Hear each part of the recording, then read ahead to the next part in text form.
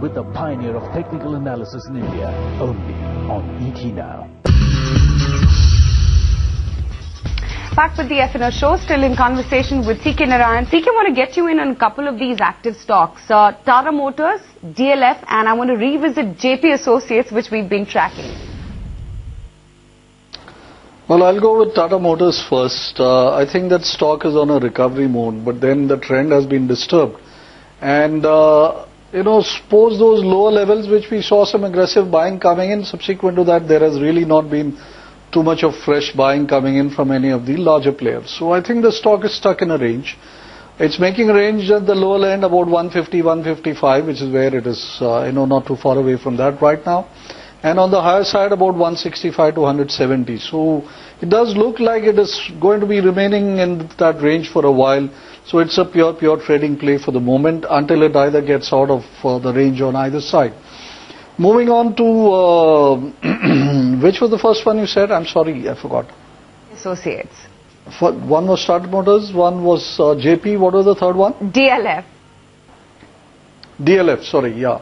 I think among the real estate pack, the movement in DLF is very interesting. It is quite different from the rest. In terms of relative strength, I think DLF ranks best among the leader, particularly which are there in the futures options segment.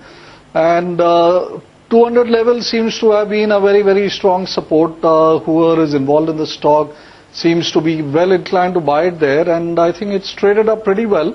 It could now make for a little more, maybe around 215 to 18 levels, but I think the new range that the stock has now established is between 200 to maybe 215-20. So that's a range to play if you're going to play it through options. So that's a range overall that you should look at in creating some sort of strangles, etc. As far as JP is concerned, the stock is once again showing us that it's extremely resilient. So the buyers are very up and about in this particular stock. It did get hit down to the, let's say, mid-60s during the last couple of sessions, but the revival from there has been quite remarkable. 72 is where it is back at. I recall we spoke about it at these very levels last week.